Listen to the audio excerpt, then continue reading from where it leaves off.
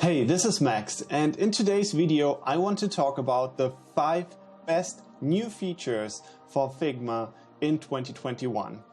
The year is not over yet, but there have been so many great things happening in this year. For example, the virtual config conference with so many updates and great talks and information and new tools popping up, kind of making competition and making everything more interesting. So I think the time now is good to review and appreciate what the year already brought to us, and let's stay excited for what's to come. Who knows which features still are in the pipeline. I'm a UX designer and user researcher based in Germany, and on this channel you will find videos about exactly these topics: UX design, user research, but also productivity, some videos about Notion for example, and I'm releasing new videos every week.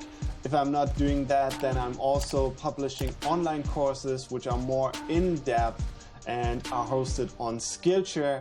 So if you want to check them out, there will be a link in the description. Skillshare, if you don't know it, is a platform much like Netflix where you can subscribe and then get access to the entire platform, including thousands of online courses about almost any topic really. You get 1 month of free access to Skillshare, and I'm also getting something back. So it's a win-win situation and you should definitely check it out. I'm not losing any more time here. Let's directly jump into the first feature that I want to talk about. And it's FigJam. FigJam, not really a new feature or an update, but more like an addition to the Figma product family, and Figma's answer to Miro, InVision Freehand, Mural, and all the other whiteboarding tools, and their attempt to keep their users as close as possible and not having them jump over to different tools, which makes a lot of sense from their perspective. And it also makes a lot of sense if you're a Figma user, because you can stay within one app and you have some basic functionalities for hosting your workshops. For example, you can place sticky notes or objects, and they introduced new ways of communicating in this virtual collaborative space. So it's a very interesting tool, and it brings a lot of joy to the team since they can play around with the stickers and their own faces and whatnot. I have yet to use it in an actual professional use case. I'm still using Miro most of the time for workshops, especially with mixed teams. But I guess if you just want to work within your design unit and you have some basic brainstorming aspirations, then FigJam is probably a great choice for you. So check it out if you haven't already. Also, I have published an intro course for FigJam, and I'll make sure to put a link in the description box to that course as well.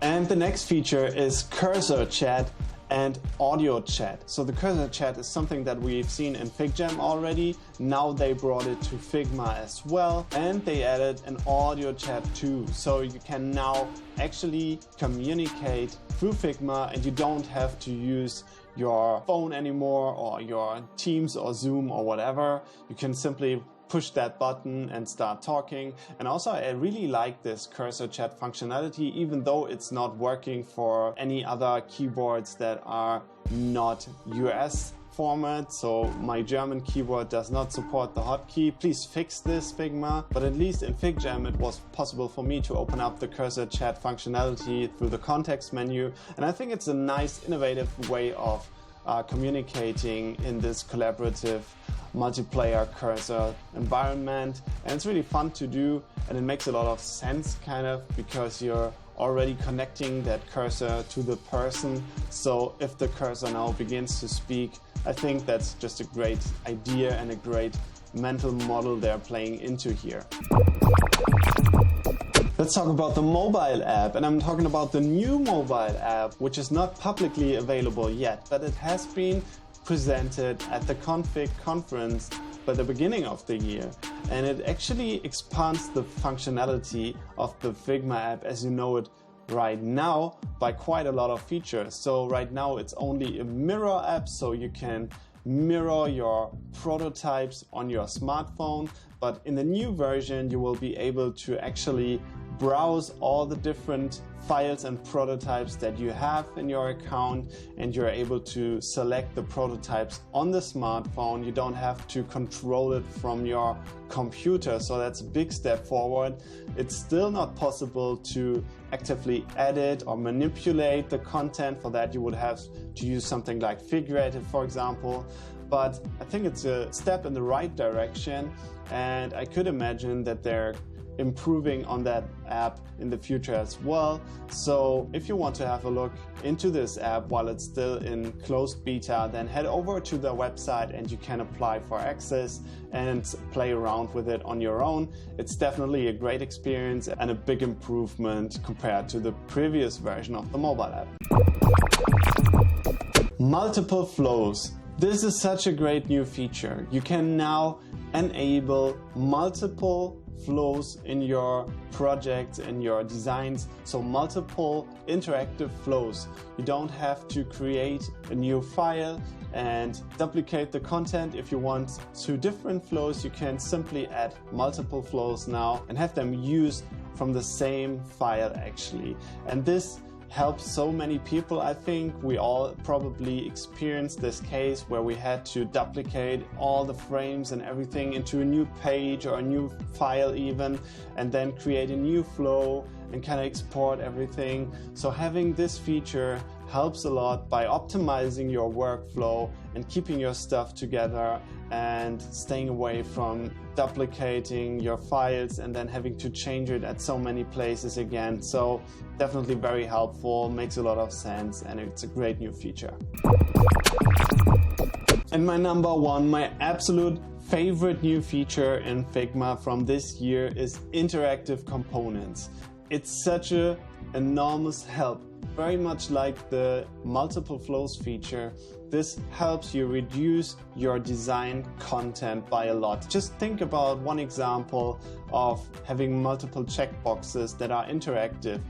And if you now have, for example, 3 checkboxes, there's so many different possible states of checkboxes that are either unchecked or checked, and you would have to create each step or each state individually. And now you can simply do that in one little box and make this one interactive in itself, and then add it to another component and then have an interactive component. People have been so creative with this new feature, which is still in closed beta. So again, you would have to apply for access if you want it right now, but I heard from Figma that it will be available very, very soon. So we're still expecting the release this fall. And there are now games that have been created within Figma using interactive components. Fancy stuff, really, really cool, but of course you can also use it for your professional real world projects, and it makes so much sense and it will help you so much just to use it, try it out, and try to figure out your new workflows with that feature. It will make your life so much easier. Alright, now that's already it for this video. I hope this was interesting for you. Leave me a comment if you like this video, and if you have ideas or wishes for upcoming video topics, that's always much appreciated. If you like this video, as always, hit the thumbs up button and subscribe to this channel if you haven't already, and be informed about new videos every week directly. I'm looking forward to see you again in another video. Have a great day. Goodbye.